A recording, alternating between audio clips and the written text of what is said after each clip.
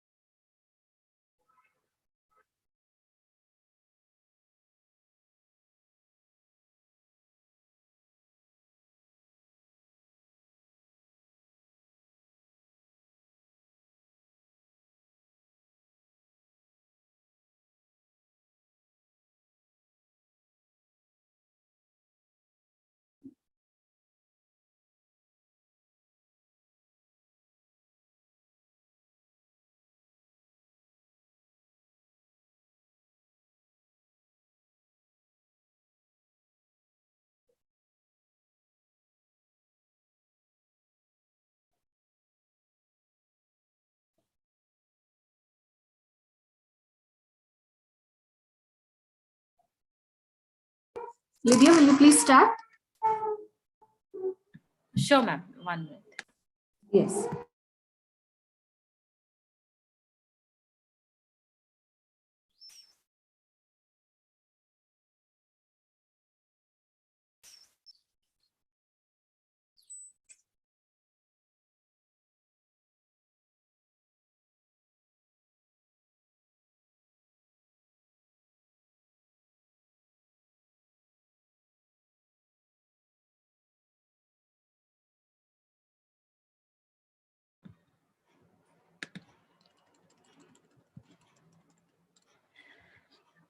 A very good morning to all the participants. This is Lieutenant Lydia Marina from the Department of Computer Science and member of IIC. On behalf of the institution's Innovation Council, St.Ann's College for Women, Hyderabad, I welcome you all for today's session on design thinking, critical thinking, and innovation design. I extend a hearty welcome to the speaker of the day, Mr. Mahesh Kumar, CV, co-founder and Chief AI Officer, Orbit Shifters, for readily accepting our invitation. Thank you, sir. We'll start the session with prayer.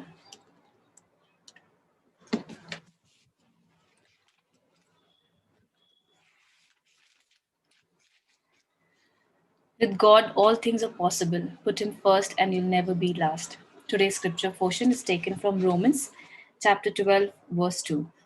Do not conform yourselves to the standards of the world, but let God transform you inwardly by giving a complete change of your mind.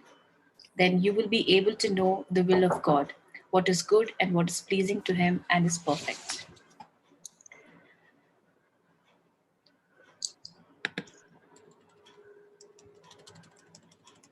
You can't solve a problem on the same level that it was created. You have to rise above it to the next level. A quote by Albert Einstein. The student generation today faces one of the most unexpected and severe trials of their lives with the COVID 19 situation. Even within these trials, however, minds have captured opportunities and grown avidly through critical thinking and innovation design. Design thinking is important for all the students in the 21st century, as it is a portal which not only opens the student's mind but ensures balance, focus, and efficiency within oneself. It also encourages them into positive thinking and innovation ideas. As IIC focuses on creating a vibrant local innovation ecosystem in higher education institutions, today's session looks exactly into these areas with an aim to stimulate and broaden the students' minds. The workshop on design thinking, critical thinking, and innovation design, I'm sure, will be an insightful one. We now have the virtual greetings.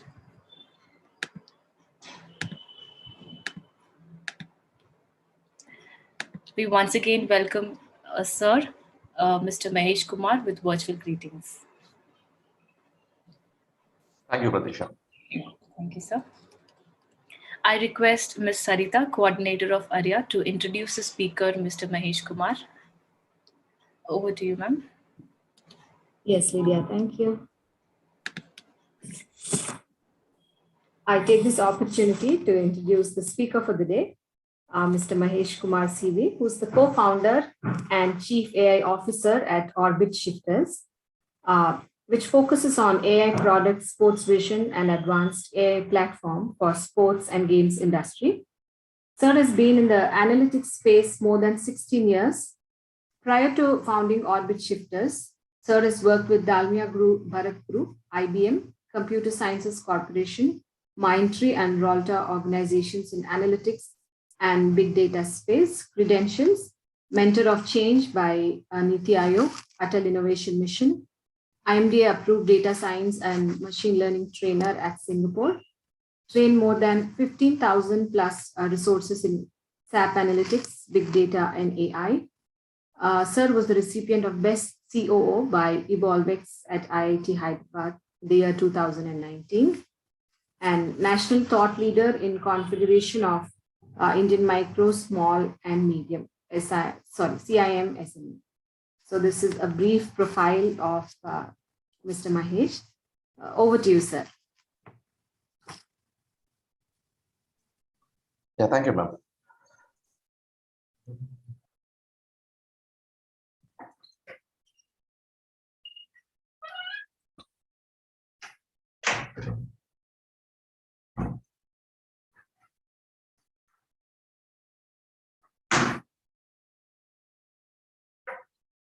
Now, Pratisha, can you confirm you're able to see my desk?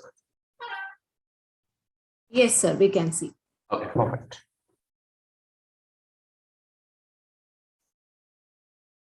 So there is a slightly we changed the title. If you look at, we just in the few next minutes, we are going to focus more on design thinking.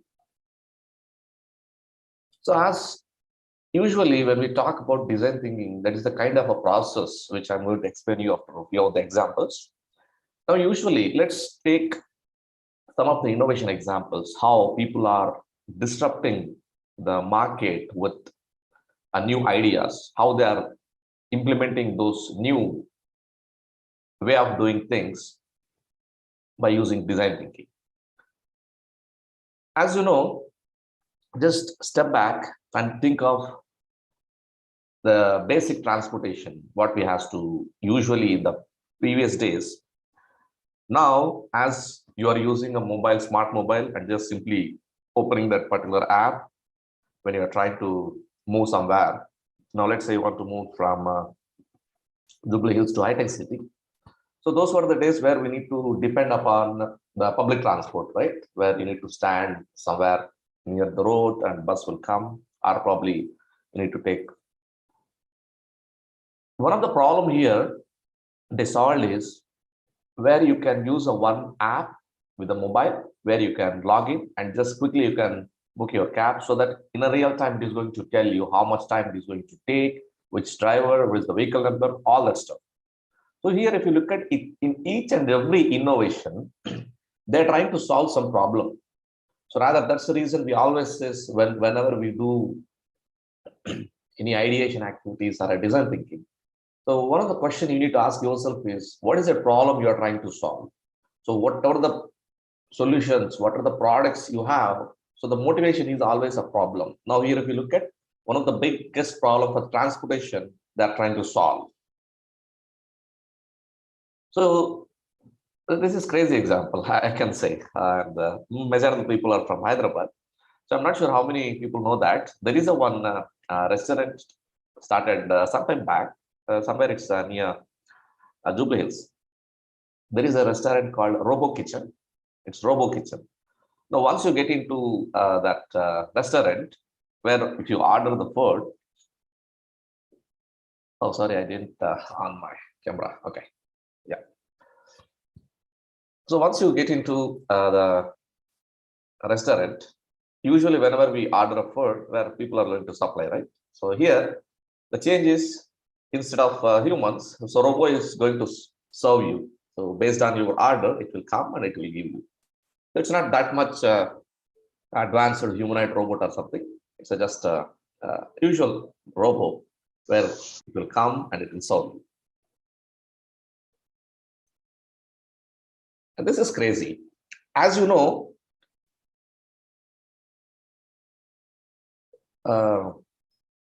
you take any theater or a comedy club, once you get into a theater or a comedy club, you need to pay certain amount as a entry, right? As a ticket. You need to pay certain money as a entry ticket. Now, these guys has come up with a model where your entry is absolutely free. There is no need to pay for an entry as part of a ticket. So you just get inside and watch the show, and how many times you laugh, you need to pay for that. Now, let's say if by looking at that show, I had some 30 laughs, so just I need to pay for those laughs. Now, technically, if you look at where these guys are very widely using technology, where it can understand your emotion, and whenever you have some laugh, it will capture your emotion, and there will be a tick to your ticket, your name.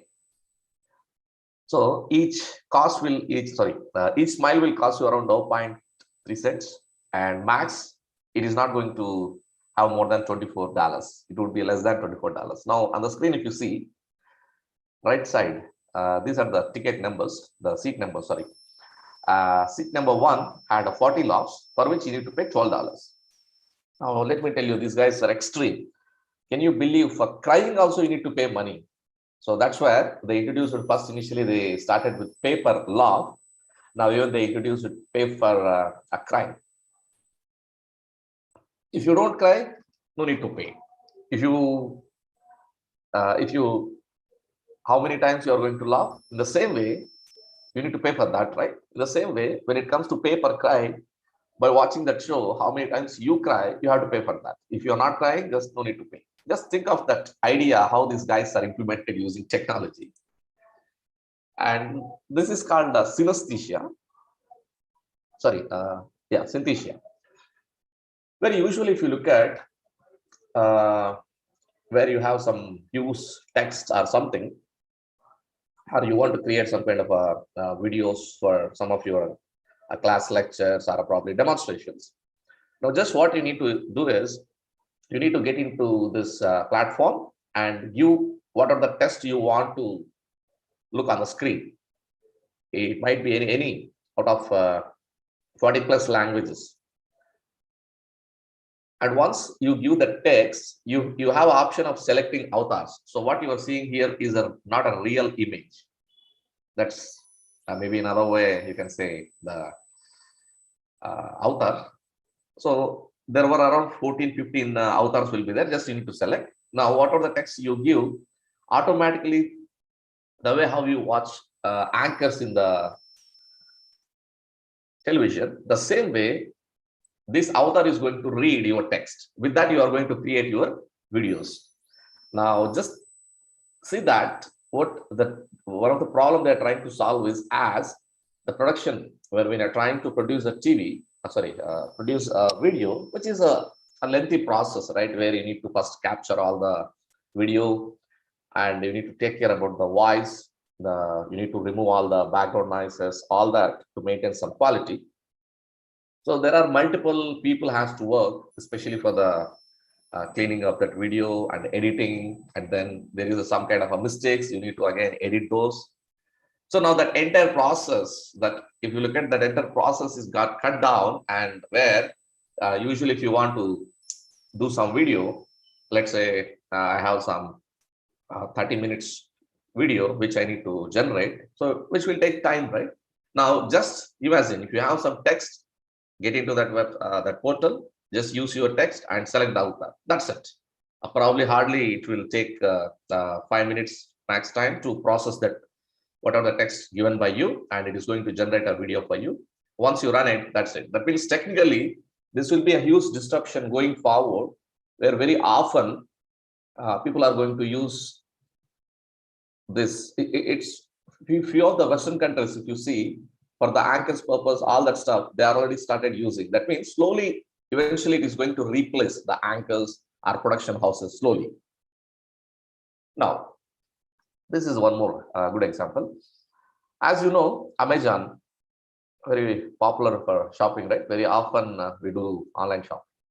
Now, Amazon has come up with a model, what they call is anticipatory shipping model. Now, whenever you get into a website, whatever the products you want, you will just select that and you will add to the cart, and finally you will check out. So that is how we do shopping, right? Traditionally. Now, Amazon, as they introduced this anticipatory shipping model, now not everywhere. Now, recently they introduced in one of the state in US. So eventually it will come in India soon also. Just imagine without your knowledge, where you are not even ordered anything, and automatically a box will come. Now just pick what are the products you want and remaining leave it. That means Amazon has collected huge about the consumers, where they have all the data and they are able to understand the buying pattern, what are the major purchases you do. So based on that, it will give you a recommendation. Yes, this customer, this is what in the past he purchased a lot of things. Based on that criteria, it will suggest you to have this kind of a products for the customer. Now, as once you get the parcel, as you are not ordered, and just imagine it's a surprise for you, might be, right? And you are going to pick what are the products you want, and you need to pay for that only, remaining reverse logistics at free of cost. So that's what they call anticipatory shipping model. Now, just imagine if this model is implemented across the globe, the kind of spend or the kind of expenditure what they used to do on a marketing and sales, which is going to cut down completely. So it is going to replace a lot of humans, right? And this is called a Plantex. So using a technology, when people are doing the agriculture, especially for a few of the plants, everything, just you need to take that picture and upload in that app, and it will give you from a background, as there are a lot of technical algorithms are written, which will understand, and it will give you the recommendation. So where you want to harvest, which way you want to do, what time, excuse me. So all things are possible with just app. So even not the team from Plantex, no one is going to visit to the place. Just they need to take an image and upload it. And this is crazy example. Again, it's from our backyard, Hyderabad. You can see there is a box, big box here.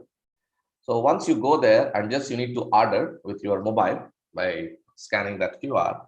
Let's say you ordered 1 or 2 plates idli. In less than 60 seconds, you are going to get a plate of idli with a delicious chutney and a sambar in 1 plate readily. So one of the problem here they're trying to solve is where you have somebody has to take always a plate and then put idlis and chutney, right? So that process is automated. So one time they will be filling around 700 for the equal to 700 plates idlis. This machine can produce. Even the making that idli, everything is done with this machine. It is not that from somewhere they're using that idlis and just simply they're keeping in the box. No. So it's the entire process is automated. And I'm sure majority of the people watch cricket here. So those were the days. Even I'm not sure. Recently, there is a big statement on Sachin Tendulkar, especially. As you know, Sachin got around 100 centuries, right? And almost close to somewhere 36, if I'm not wrong, more than 36,000 runs. So one of the statement given recently, multiple players given on Sachin was, if DRS was not there, DRS was there in Sachin period, probably Sachin might be hit around more than 1 lakh runs, because once the decision is given by umpire as a out, so obviously the batsman has to walk. In those days when Sachin was playing, there is no DRS where you can review the decision, whatever given by umpire. Once he says like this you need to go. Like that, Sachin had wrong decisions, and multiple times he got out as well. Now just imagine, you want to, now let's say you are the batsman, or probably you are one of the captain in a fielding team, and you have some query about the decision given by umpire. Just you want to make sure that whether this is a out or not, then you can ask by showing like this, and then people it will go back to the third umpire. Now, as it is a video is already captured, so using computer vision is one of the component from artificial intelligence, and they will check whether the ball is pitching in line or not. You can see that there is a line here, and then it will check where the ball is hitting to the wicket or not, for if it is a LBW. If it is caught behind, then it will check whether the ball is whether the ball is having some contact to bat or not. So that way, it's some kind of a crazy idea which they implemented. Excuse me. Now, very widely it is being used now. So Hawkeye is the company who introduced this. The same way, even if you look at it, is adapted in multiple games. Maybe if you are watching badminton, if in the line nearby, if it is hitting and where umpire has given it's went outside, then even the person can challenge the decision. Same implies for even tennis. Tennis also. Now, if you look at all the examples, whatever we took around 8 examples so far. So one thing is common. What is that? Any guesses? I want you to just type in the chat box here. What is common across all the 8 examples we spoke? You can type here. Come on, guys, have some guess.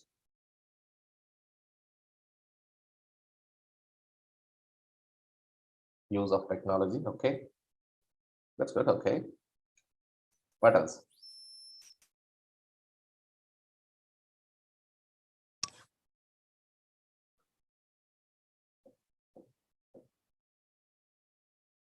Technology is being creatively. Okay, exactly. That's what I was expecting. Innovative idea. So as all the game-changing solutions, the common is there is a deep innovation inside, and obviously, yes, there is trying to solve one of the problem for each specific case. As when before building that particular product, there are multiple practices when to ideate that idea. What is that we want to do? And as always, they start with the problem. First, they will always identify the problem which you are trying to solve. And once you identify the right problem, you need to evaluate, you need to step back and you need to make sure that whatever the idea you pick, it has to be a specific and perfect, or else because that problem statement will become a bad capture for all your journey. Now let's say if you identified some wrong problem statement, then obviously you are completely diverted from the track, right? Which your journey is absolutely goes, and a lot of resources, time, you need to take care of all this. So that's the reason it's specifically. So that is where we always do a lot of design thinking activities following those kind of practices when you want to do that. And what are the features when you're trying to solve a problem? Let's say at the end of the day, you want to create some app or some kind of a product or some solution. Then what are the ways we have to use all that and to capture what are the features? Now, one of the as part of design thinking, we say empathy. So we are going to we are going to speak that now. As specific to the design thinking, as it says, the empathy is one of the key. Now, let's say you are trying to build some product in a healthcare for specific, let's say some treatment for cancer or something. Now, being the innovator, you are this side, and as the person who is experiencing the pain is a patient, right? Until unless if you don't understand that pain, the person who is experiencing, you never going to build a right product. So as that is the very important step where you need to look the world with their eyes. That means you need to change your lenses. So as we are this side, you need to move to that side, and you need to work for certain steps with the consumer or the person who is experiencing the pain. Now, I want to run some video, but I'm not sure how it is going to stream. Let's quickly run that, and if it is, if your internet is good, it would be fine, I think. So the world, what we live is called VUCA, as V stands for volatile, U as uncertainty, C as complex, E as ambiguous. That means sometime back, if you look at the world was so non-volatile, where you are able to predict everything. Now you can't predict anything because the disruption is everywhere, whether you talk about technology, whether you talk about politics, sports, manufacturing, everywhere there is a huge disruption.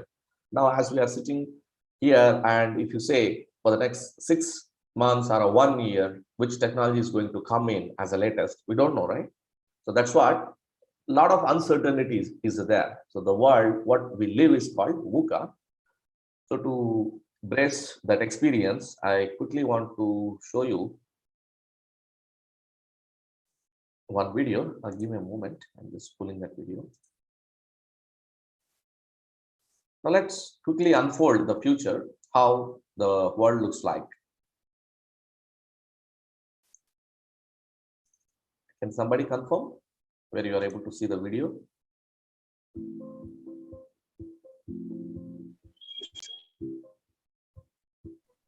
Yes, sir, we can see. Yeah, perfect. So I want you to focus on the video.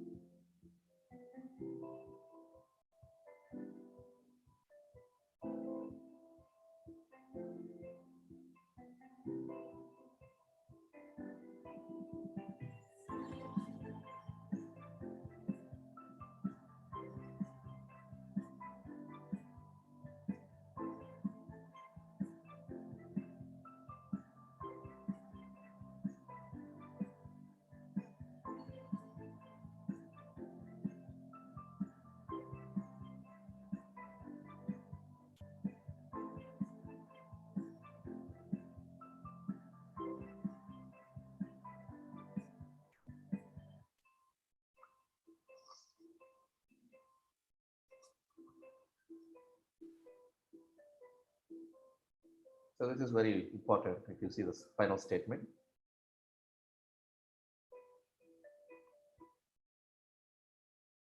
So that is how, if you talk in the next till 8 years, about 6 years, how the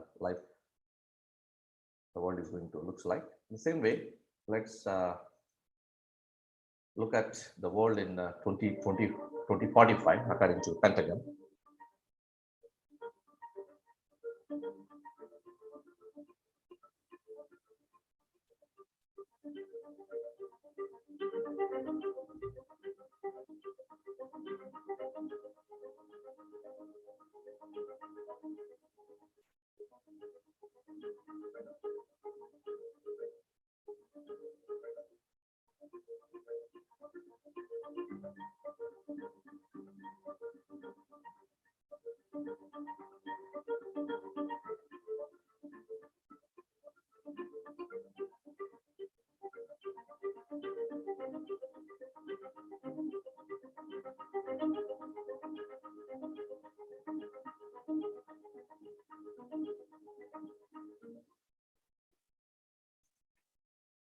that's the future things, which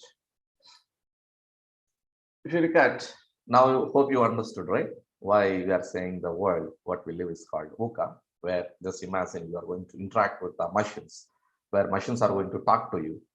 I'm not sure whether if you watch the movies, Iron Man especially. So if you look at that Iron Man, when he is building his suits, the Iron Man suits, so he used to talk to that and Jarvis, I think, right? So if you remember in the movie, so always the kind of technology he's using with the hands. So a lot of things are upcoming now. So to survive in this VUCA world, where you need to be very specific, so that's where the widely you have to use this design thinking practices. So the way how you are going to do ideation. So back to the presentation now. So hope you are able to see again the presentation now.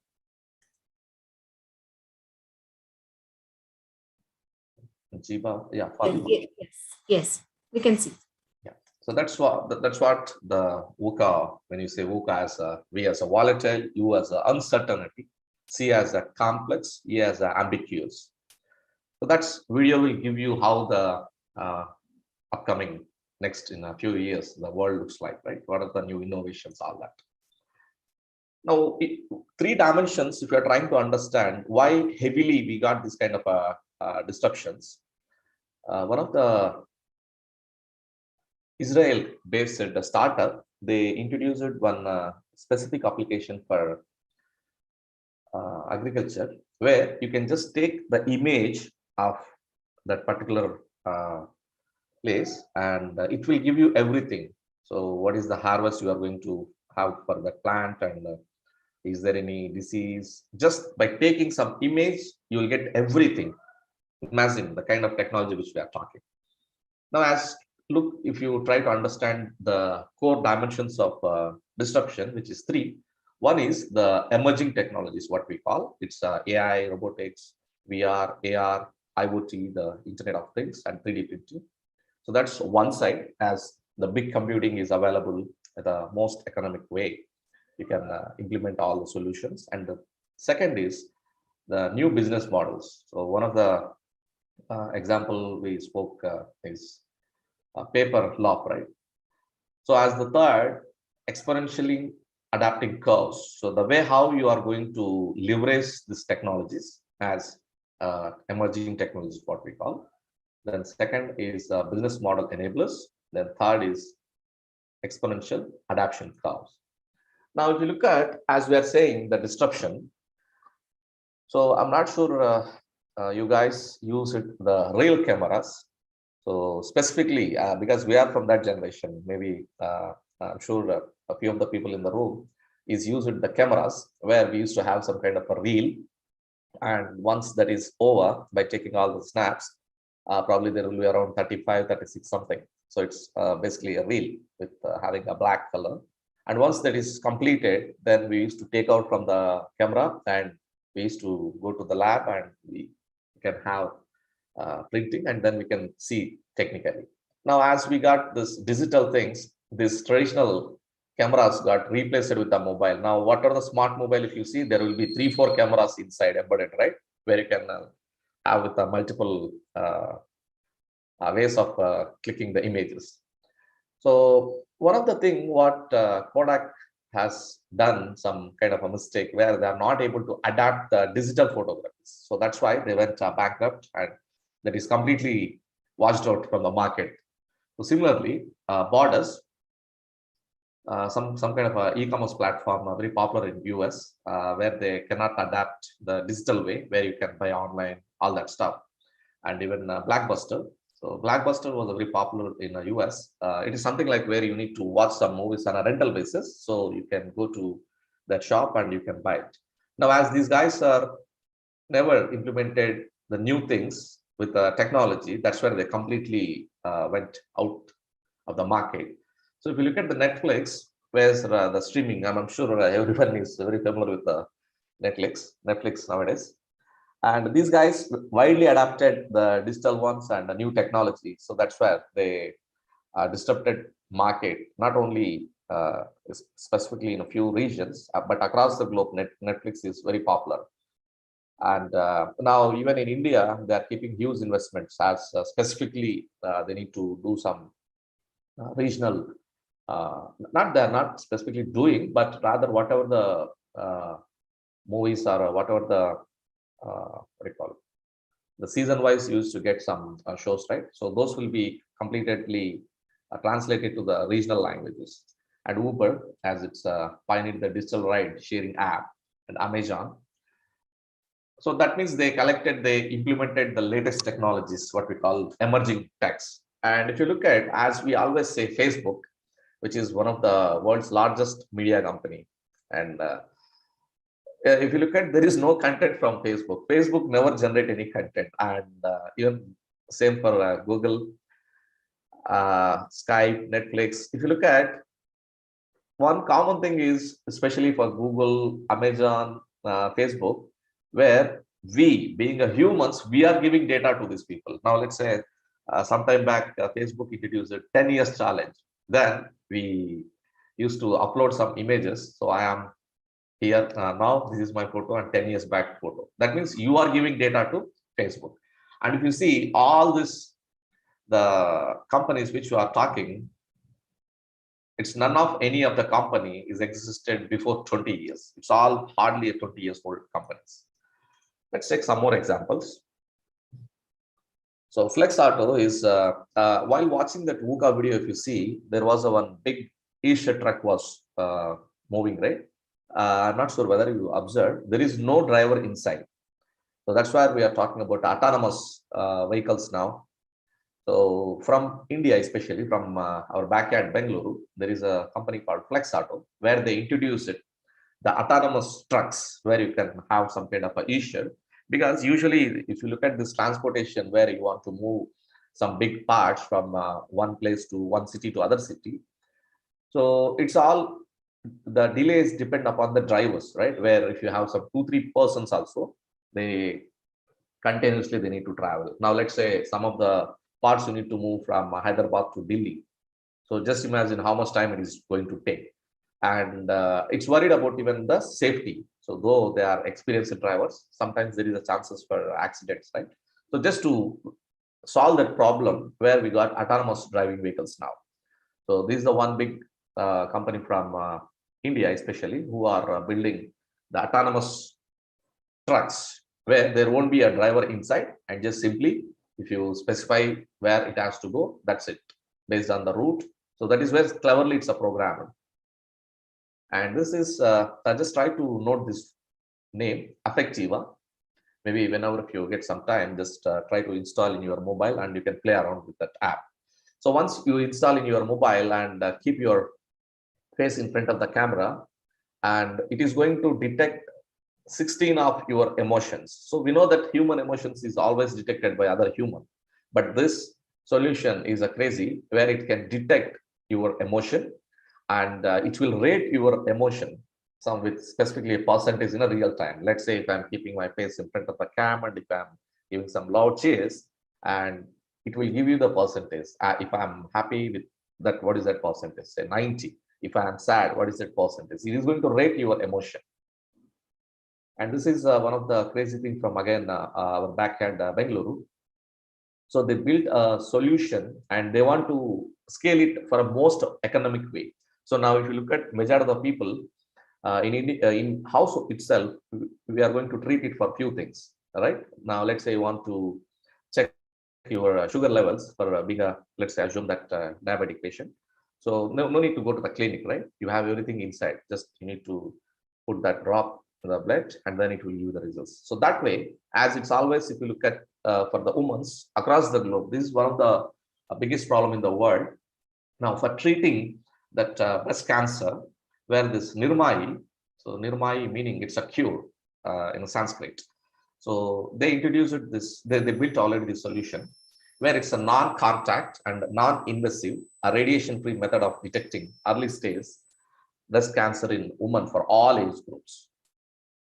And as if you look at in airports, so moving that luggage is always tricky. Now just imagine Dubai airport is using the technology where without human intervention, the world's biggest long haul carrier, which is again, they're using AI very widely. And this is Tanbo imaging. So imagine if I say the Tanbo is giving eyes to military, especially for US people. So what you see here is the most advanced camera in the world, whether it's a daytime, nighttime. So only this part is developed by this Tanbo imaging. And even if you look at US people, US Army especially, they're using widely this, where it is attached to that helmet and you can see everything, whether it's a day, night, or even you can zoom. And this example is not from our backyard, either Hyderabad or Bangalore or some Mumbai. So it is something like what we call is autonomous cashier-less stores. So as you know, whenever you are doing shopping, you need to get into that shop and pick what are the products. And finally, you need to stand in the lane and you are going to pay for that, right? But this is completely the first, not only first in India, especially in Asia Pacific, I think not Asia Pacific, in Asia. This is the Asia's first autonomous cashier-less store, which they introduced it in Kochi. It's called Vata Sale. So once you get into shop, pick what are the products you want and automatic checkout. So the bill will be generated and it will be deducted from your account while just leaving. If the bill is not detected, and obviously it is not, you're not allowed to go outside. It's again, if you see the Amazon Go. So Amazon Go has already introduced it in a few of the Western countries where there won't be a cashier to collect the money, or neither you're not required to stand in the lane. So just get inside, pick what are the products you want, bill will be automatically deducted from your account. And Wonderla has introduced it, robot as an employee. Now let's say as it's a big amusement park and maybe you are missed somewhere, you need to get back to the main hall, or you need to move somewhere where you need some kind of a guidance, or you have some query about the rides. So this Robo is going to help you. They call it as a Lisa, and she can help you in all the ways. It can, if you are not able to understand their language, what Lisa is speaking, might be English or a local language, it will display the things on the screen. And this is Nemo. This is again, it's from Hyderabad. So usually, if you look at the born babies, will have some kind of a small, sometimes problems in the late nights, especially whenever they have some kind of a breathing problems. So medical words, it's called apnea and hypothermia. So it's a very economic way they introduced this, and there will be some small 1 rupee like shape, a small a product. Whenever the people, especially the born babies, will have some problems, it will detect that and it will give some alert to the nearest nurse or doctor. Now, if you look at all the different innovation examples we spoke, so widely they adapted design thinking to build this product. It is not that simply just you got some problem statement and you start building that and giving some kind of a testing with getting some inputs, right? There is some specific process when you are implementing all this. Now let's talk about specifically design thinking, which refers the way of innovating things, specifically using design thinking process. So it's a basically abstraction of the principles and process that designers use to solve the problem. As I told you, one of the key thing here is when you are building a product, so you need to ask multiple times as a team or being a founders of a particular company, what is the problem we are trying to solve? So you need to test your blind spots again and again. So are we solving the right problem? So in the beginning, initially, we never get directly jump into the conclusions, right? So if I'm picking the specifically healthcare, what is the problem I'm trying to solve? If it is a sports industry, what is the problem you're trying to solve? So we need to do a lot, excuse me, we need to do a lot of brainstorming here as part of the process of design thinking. So always, if you look at as design thinking is spread across 5 phases, what we call is empathize, the first one, the second define, then third is ideate, then fourth is prototyping, then finally testing. And once the testing is over, then you can launch your product and you can scale however you want. Let's walk through with one by one. So as one of the important stages in a few minutes back also I told you, empathize. When you say empathy, you need to understand the person who is experiencing the pain. That means if you look at the diagram, you will understand. If it is very important that you need to feel their pain, until unless if you're not experiencing that the pain what the person is experiencing, you're not going to build a product, because it is something like as you need to decode the mental model of your consumer. Maybe in specific cases sometimes people won't tell you all the things what they're experiencing, right? If you look at one of the example uh, where you are ill and you'll consult a doctor, right? And doctor is asked random questions. So how is your health? Specifically, how are the pulse? Where is the pain? So by asking a lot of questions, he's trying to understand the pain, what you are experiencing. That is what we are talking about empathy. The way, if you look at, so the doctor is going to ask you a lot of questions. That means he's trying to understand what is that pain you are experiencing being a patient. So that way, you need to spend a lot of time with your consumers to understand. That's where we always say that you have to look at the world through with their lenses, with their eyes, not with our eyes. Because if we look at from our eyes, they might bias will be there, right? But specifically, if you get all those inputs from the consumer, that is where you are going to capture. Now, let's see one of the other example. If the with the small kids, when mom do shopping, just try to see the rituals. So first she need to take a vehicle, maybe she need to book the cab, and then she need to go reach that particular shop and she need to pick all the products. Then again, you need to stand in the line, check out, and then coming back. So there are multiple phases in this journey. So let's talk about even patient also. So specifically when as part of the diagnosis, if you look at, the patient has to go through a lot of stages. So that's what we call as rituals while teaching for young small kids. It's the kind of experience. Now let's say you are commuting from your home to school. As now it's pandemic, so you are not moving much, but usually if you look at the journey, which consists of multiple phases, right?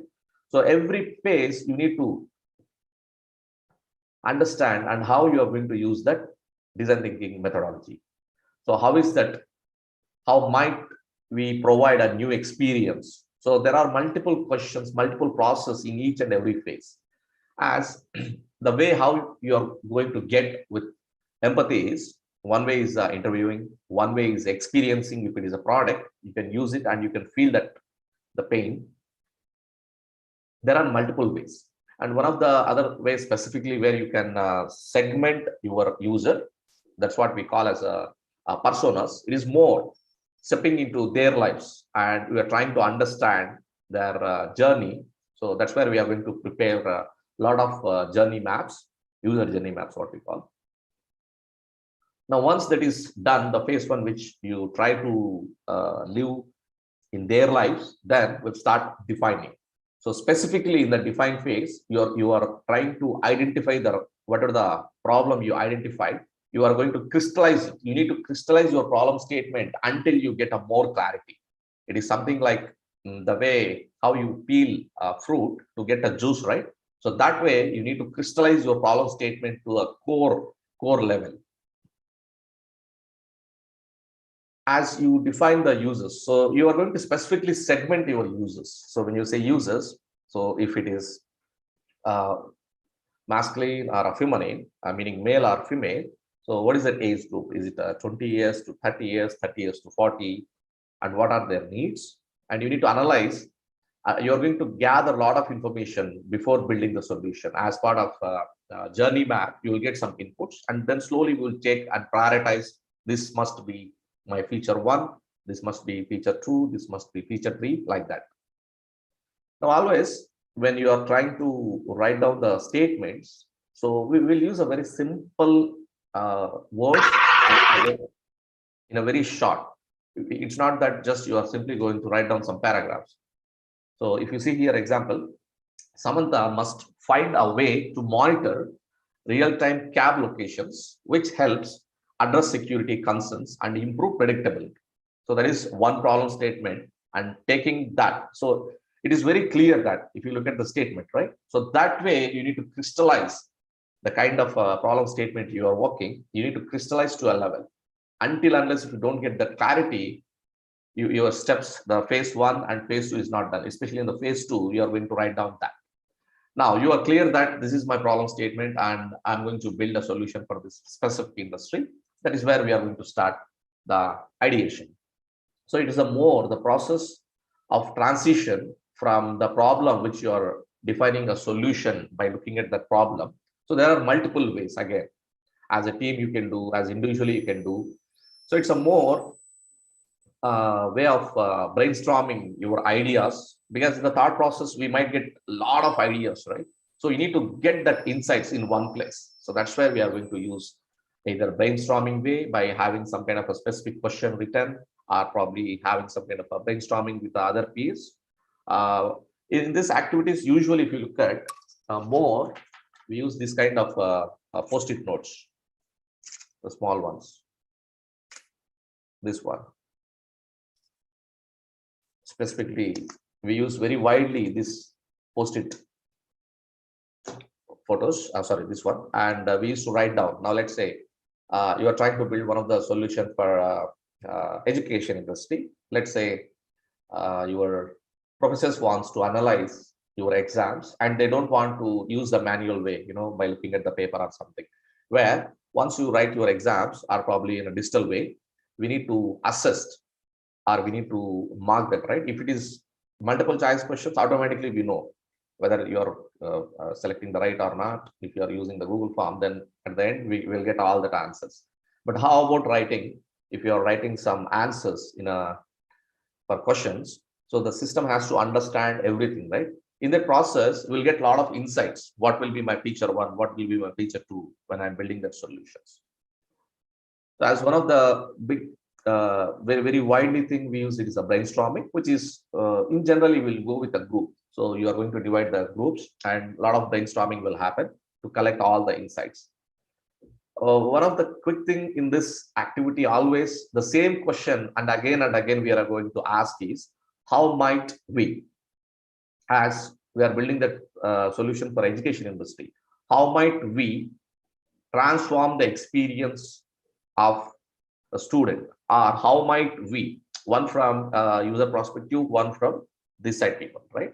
So you need to have the same question and again. So always we use this statement, how might we provide a new experience for the professor to analyze the exams written by students. So that way you are going to frame a lot of how might we statements. Then once you have analyzed your problem statement and you define all the personas and what are the insights you got while interacting with the users, then you will get all the insights, then you will do ideation. Then here, this is where if you are referring to building a solution, this is where the technology comes here. So this means in these 3 phases, there is no technology exist. It's all the manual activities what we do. Now here, when you're trying to build, what is the technology you require, right? So once it is clear that, and then eventually you are going to build a prototype. So again, in general, prototypes are 2 types usually. What we call is a low fidelity prototype and high fidelity prototype. So when you say low fidelity prototype with the coding boxes or probably with a paper, you can do something and you can have some kind of a replication of the idea which you are trying to build a solution. Even you can have sketches, hand sketches. I'm not sure if you guys heard about this one. Angry Birds. If you look at Angry Bird, it's a very crazy story. Whenever you get some time, just try to search for videos, especially how they build this Angry Birds. So the 2 or 3 founders of that particular company, so they had sketches, lot of ideas. So keep going on, they're writing and having some kind of ideas. And after some time, they got this crazy idea. So why can't we build some kind of a game using this shapes of birds by naming it Angry Bird. So that is how with design thinking way they did and they developed that. So it is very important that, so when you say sketching, it's not, you need to be a big artist or something. So approximately you can draw it and how it looks like. The functionality of your product, the features which it is going to provide, you can just nail down something at as possible as much on the paper. If not, now as we have the other option, as I said, the high fidelity prototype. Now let's say you are building the app for the education problem we spoke. Now the same you can replicate when you are using something in your mobile, you know what is that steps looks like, right? The first step, as you need to register by giving your mobile name and email. That's where you are collecting your user details by signing up. And then sequentially, once you enter into the home page, what will be things you need to display? When you click that, what will be the navigation steps? So that way you can use specifically, and you can, yeah, if you see this, this is the one very widely we use what we call is Balsamic. Once you install that, and specifically by screen, you can have the options, what it has to be, what are the button, what is the name of the button. Like that, you can create all the screens when you're talking about navigating from one to one. So we are not at all building anything here, right? But still, before building itself, we can have some idea what is that screens looks like. So we are replicating the actual solution in a digital way. So that's where the Balsamic is going to play a key role here. Not only Balsamic, like this, we have a lot of things are available, but very widely we use a Balsamic. See that?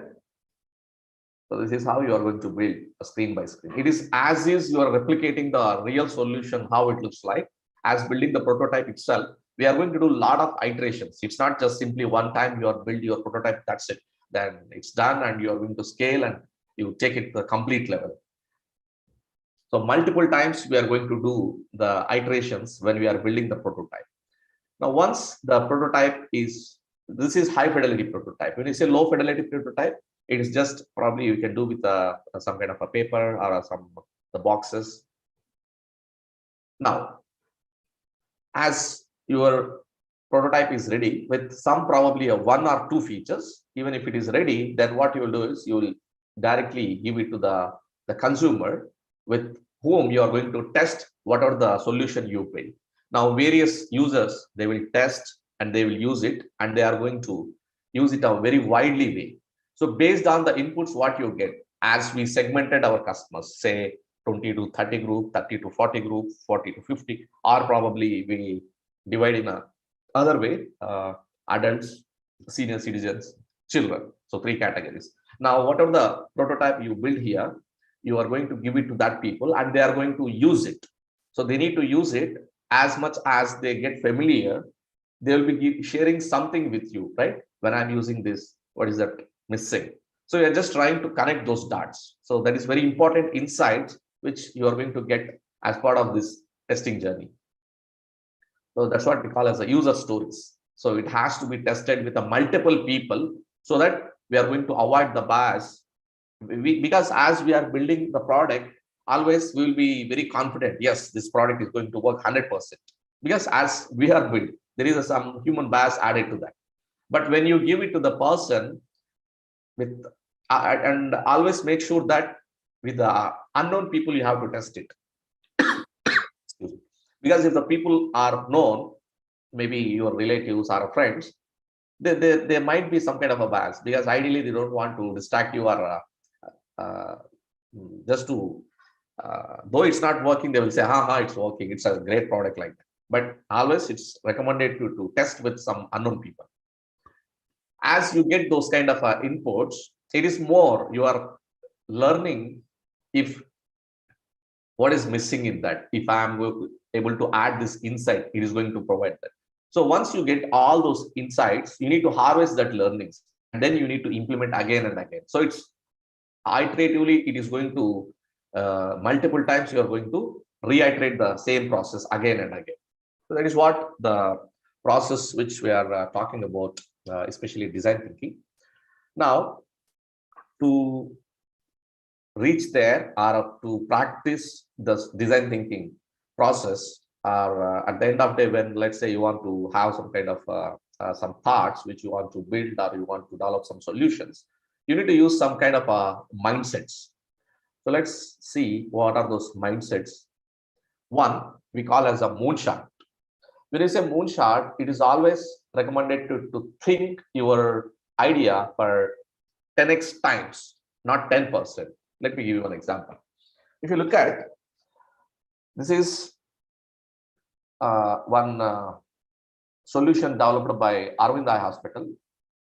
Usually, if you look at across the globe, there are around 30 million people who are having this eye cataract problem with eye. So with a nominal surgery, they can see properly and they can get their eyes back. So one of the problem statement, they identified this as Arvind Eye Hospital, and they want to build a solution. No, you can say that yes, you can have some ophthalmologist. The ophthalmologist is a person who treats for eye. But scaling, having some kind of a 10 million ophthalmologists for 30 million is not a solution, right? And they want to scale it, and they need to provide in a most economic way. So that is where the Arvind Eye Hospital is known for.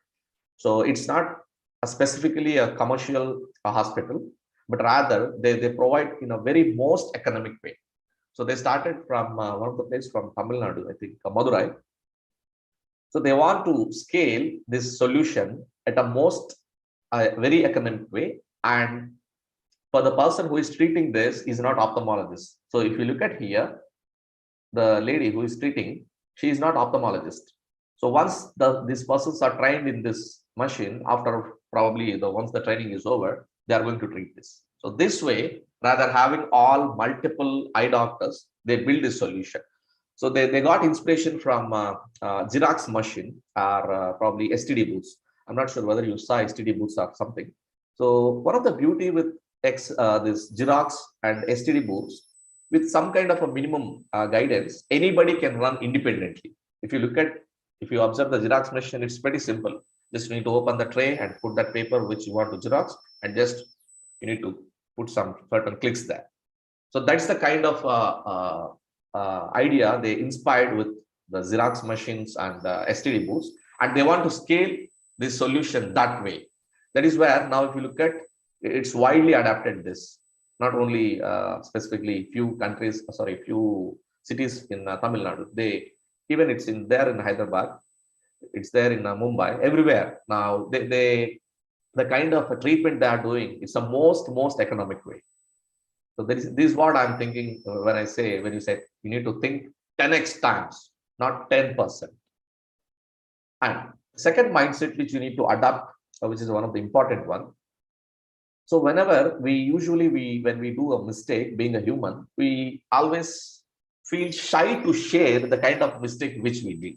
But usually, as when you are practicing design thinking process, you need to accept that and you need to share the mistake which you did.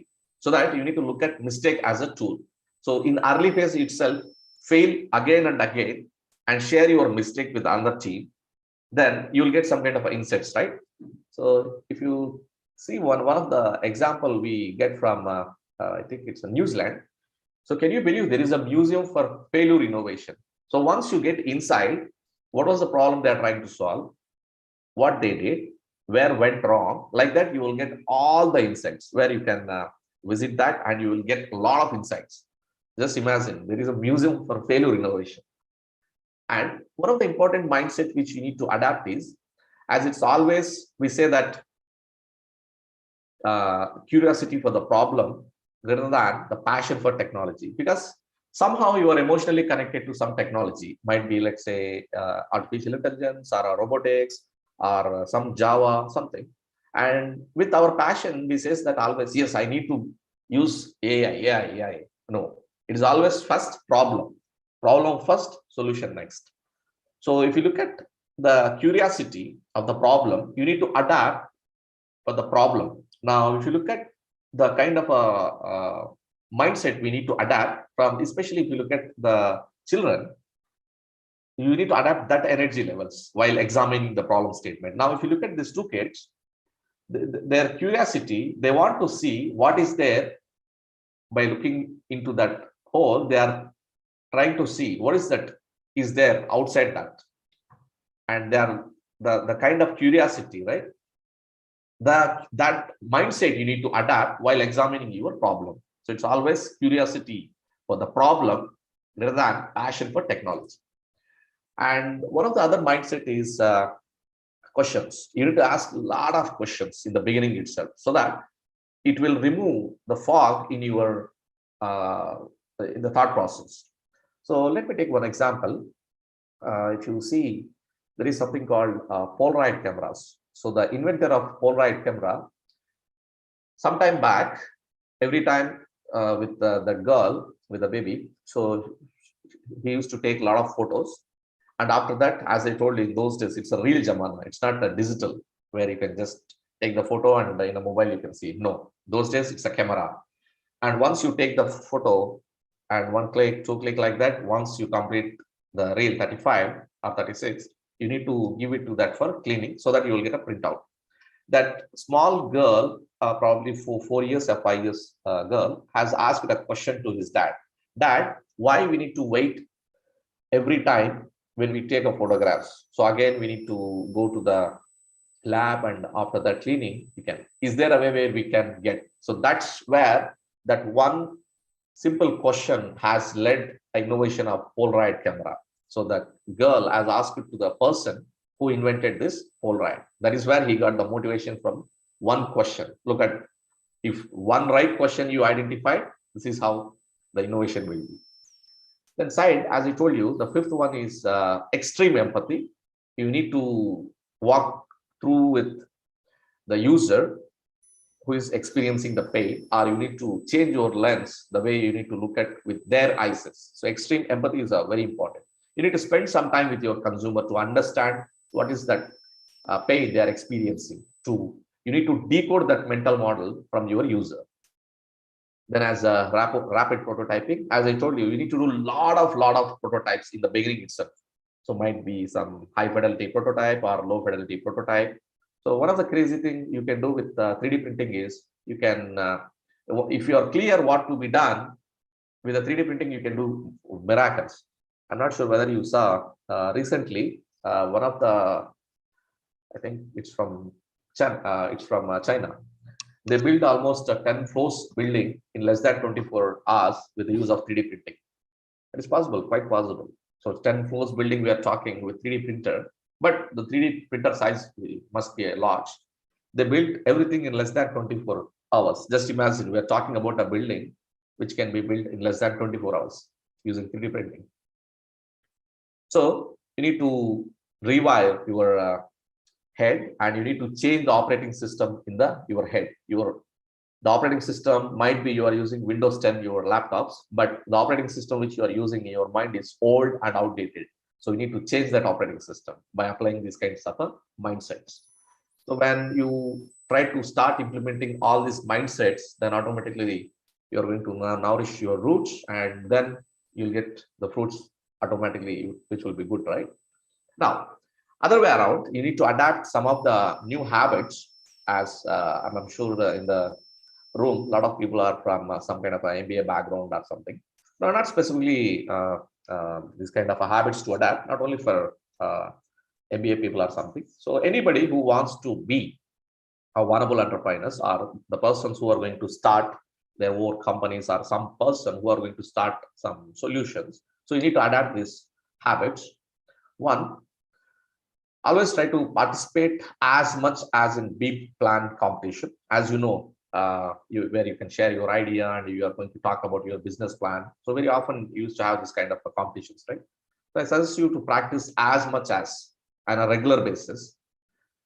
So then obviously you need to experience the pain. If now let's say you are building some solution specific to healthcare, then you need to spend with the patients to understand their pain. If you are building some specific specific solution for agriculture, you need to spend a lot of time with the farmers.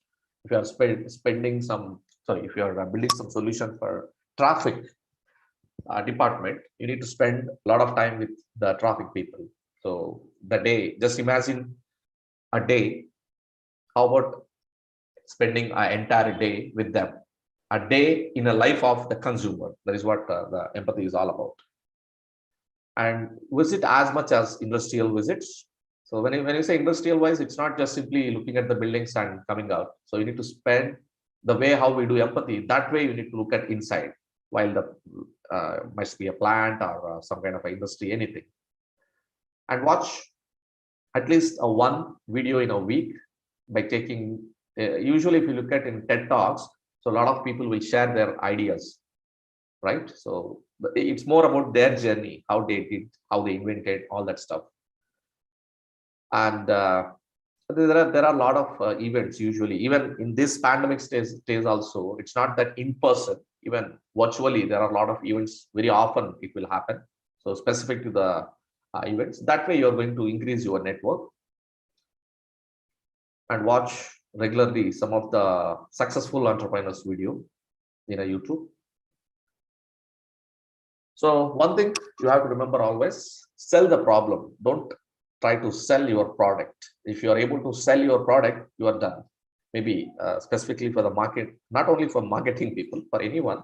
So always try to sell a problem, not the product which you build. So remember always one thing. So nothing is a mistake. There is a no win. There is no fail. So it's only a make. So this is one of the big holding, one of the big popular institution in the world for design thinking is IDEO. It's IDEO. It's there in some part of US. So if you go inside, it's almost a 30 feet poster what they have inside. It's IDEO, one of the best institution in the world for design thinking. Even you talk about Google, Microsoft, even those kind of big companies also take help from IDEO. So welcome to the brave new world. If you are trying to solve some problem by taking the right problem statement, then you are welcome into the brave new world. So I want to quickly end up with one of the parting thought, as the illiterate of the 21st century will not be those who cannot read, write, but those who cannot learn, unlearn, and relearn.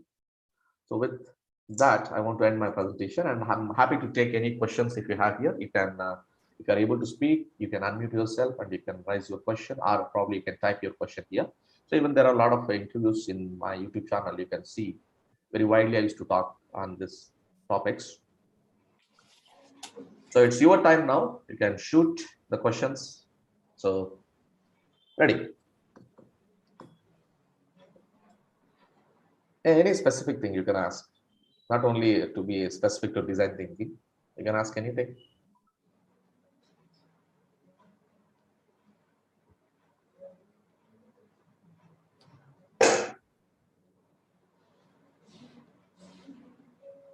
Come on, guys, this is your time. Excuse me, sir. Yeah. Sir, I have a humble question from my end. Yeah, please go ahead. Sir, as you have mentioned us to take a brave step towards our future and make a life wherein we have to always have a positive mindset towards taking a better step in life, right?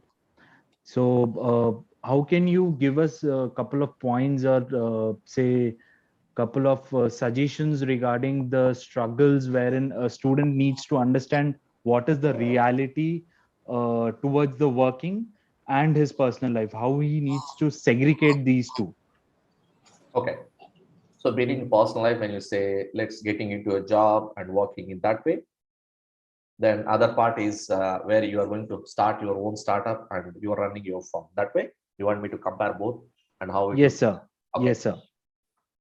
See, one thing, if you get into a job, it's a day job, maybe morning to evening, depend upon the shift. Let's say some 8 hours time. So once you live in that life, usually you'll go to office and whatever the work assigned by your superior, you are going to do that. Maybe 3 years, 4 years. So every year, obviously, yes, you are going to get your increments. So one of the thing here in this life is you will get into a comfort zone. meaning every month you will get a salary, and whatever the work is assigned by your superior, you are going to do that. So 3 years, 4 years, after some time, maybe continuously if you are doing that job, you will get into a completely a comfortable zone, and you don't want to take any risk. Okay, anyhow, every month I'm getting salaries, that's fine. But this side, the other side, if you look at where you want to take some kind of a risk, maybe in the beginning you don't get much money, maybe 3 years, 4 years, who knows, maybe it might be taking 1 year itself where you are going to build a product. But usually a minimum it will take 2 to 3 years to build any solution, irrespective of the technologies, whatever you're using. I'm talking not only of building the product, even when you're trying to sell, when you're trying to scale, when you're getting more customers. So this journey is going to take at least 3 to 4 years. Now, till that, you don't get much money. So a lot of times you'll get the same question, why I'm taking this risk? So I was earning that much salary, right? So that question will be there always. So one of the key thing to avoid all that, one fundamental thing what you need to do is you need to have your code founding team should be very strong. So if minimum, as I can tell you, you should have at least 2 people along with you. So meaning 3 people as a team, which is a co-founding team. And the kind of understanding with that team should be very good. And then only will become a good team. Once you are able to find the another 2 persons as being a co-founders, that's the step one. And step two, you need to specifically select the problem. What is the problem we are trying to solve? Because if you are not able to come up with some innovative way, you can't survive in the market, as a lot of solutions are already available in the market. When you are providing a service or some kind of a solution as a product. So because at the end of the day, when you want to generate money, you need to do some 2 ways. One, either you can introduce your own product by using that where people are going to pay you. Two, you need to provide some service for which people are going to pay you, right? Either it's service or product, you have to do that. Now, the second step, you need to be very clear what is the problem we are trying to solve. And maybe you can pick up at least 2 or 3 ideas and slowly first focus on the idea one, which is specific to one industry. You need to crystallize in the beginning itself. Majority of the startups, if you look at in the beginning, while they're building the product, they will try to keep the lot of segments to cover. Now, let's say when I'm trying to build my solution, so start with one specific industry. This is a solution specific to healthcare. In healthcare, you need to narrow down who are that person. When you say you need to define your personas, right? And that is the one. The second idea might be specific to another industry. If something goes wrong with the idea one, so that you can have the idea 2 or 3. So it's always suggested to have 3 minimum ideas. So you can experiment in 3 ideas and take it from there. So did I answer your question? Hopefully.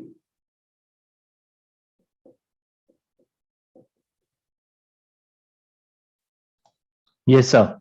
Okay, perfect.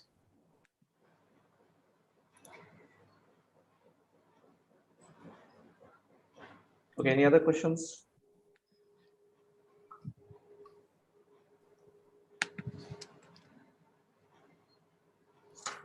Excuse me, sir. We have a question in the chat box. Yeah. Zeba Fatima has a question, and a question is like, can you please elaborate VUCA again? Oh, okay. It's VUCA, as the word what we live is called a VUCA. V as a volatile, U as a uncertainty, C as a complex, A as ambiguous. That means 10 years, 20 years back, if you see, the world was so non-volatile. In any way, the disruption was not that much faster. Now, if you look at everywhere disruption, now, as you are talking about some, might be competition is the other aspect, but other way around, if you look at the disruption is too fast now. As we are talking specific to one product, which is available now, just see after 2 months or 3 months, you will get a one more version or one more new product from other vendor. As if you look at the way things we do is completely transforming, and a lot of things are getting automated. Meaning, if you look at one of the example, I took Synesthesia, which is a platform where you can enter your text, everything, and in a short span of a time, it will generate a video for you. Where the way if somebody, let's say you want to create some 30 hours course for one of, let's talk about this design thinking itself. You want to create some a course for design thinking. Let's say the first step, as you are going to write down all the text, what it has to display in the video. As we are talking about design thinking, what are the phases, right? All the text, you create the text in the form of probably Word, and start pasting that into that particular platform. And by taking any of that uh, out there, might be a girl image or probably some person who is wearing some suit, and then you just process it. That means it is replacing the traditionally how the video production companies generate the videos, where usually they used to have some camera, and then they used to sit in front of the camera, and they used to talk, and they used to record, and after that editing has to be done, and then finally final activities, meaning removing the unwanted voice, or probably must be cut the video in the right way, and then you process your video. The same entire, all these manual steps are replaced with one simple thing. Just you put some text and process it. That's it. So that's where we are talking about the disruption is everywhere, every field. So that's the reason why we call it a VUCA. Hope it's clear now.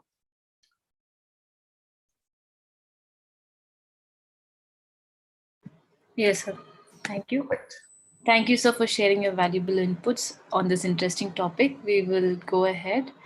Now, I request Sarita ma'am to please give away the vote of thanks.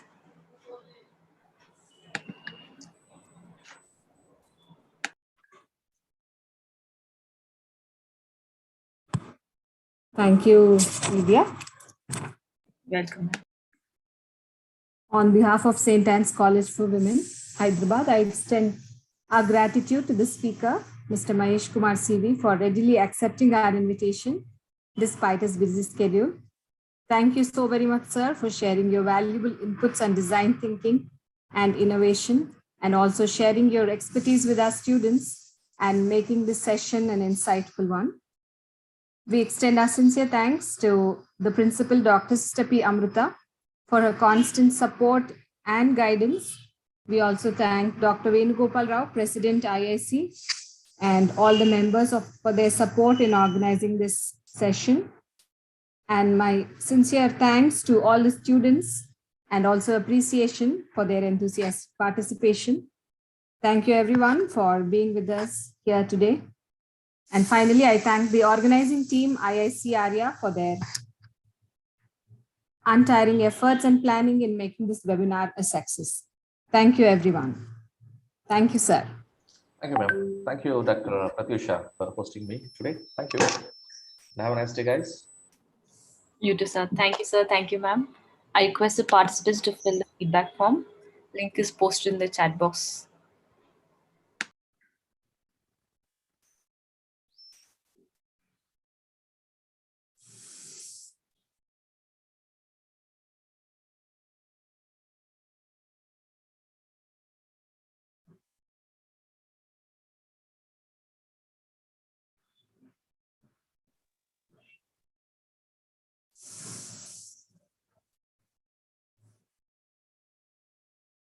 Yeah, another 5 minutes will wind up, Ilya.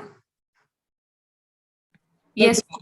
Yeah, fill the feedback form, then maybe 5 minutes will wind up. Yes, ma'am.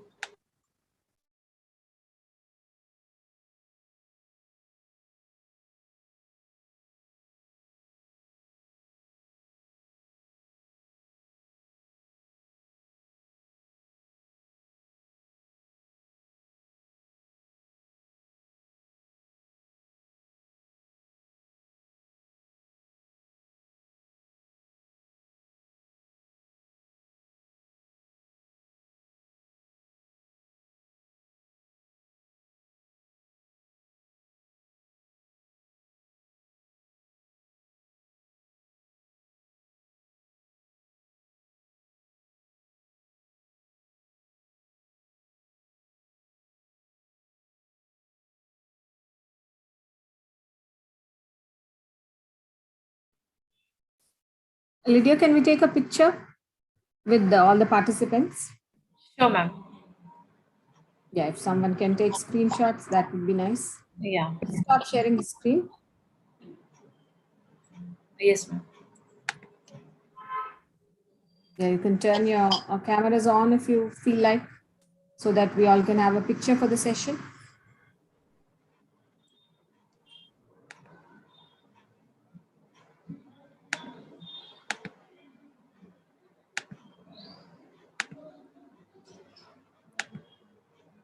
Kindly switch on your cameras.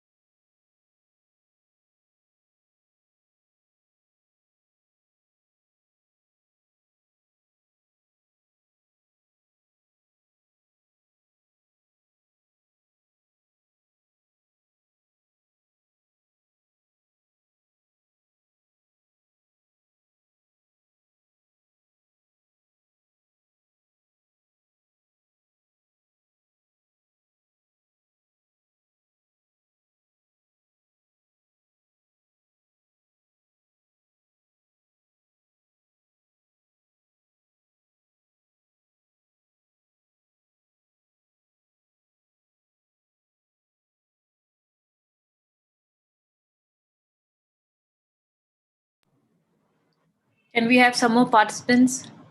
Please switch on your camera.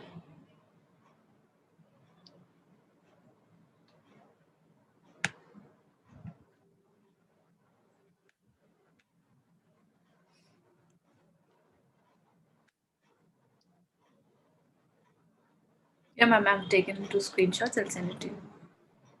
Okay, I think we can close the meeting then. If everybody has filled their feedback form, Yes, ma'am. close the meeting. Okay, ma'am. Hopefully, everybody has filled. Yes, ma'am. Thank you all. Yeah. Thank you, ma'am. Bye. Shall I end the session, ma'am? Yes, please. Thank Okay. you. Thank you, ma'am. Bye, ma'am.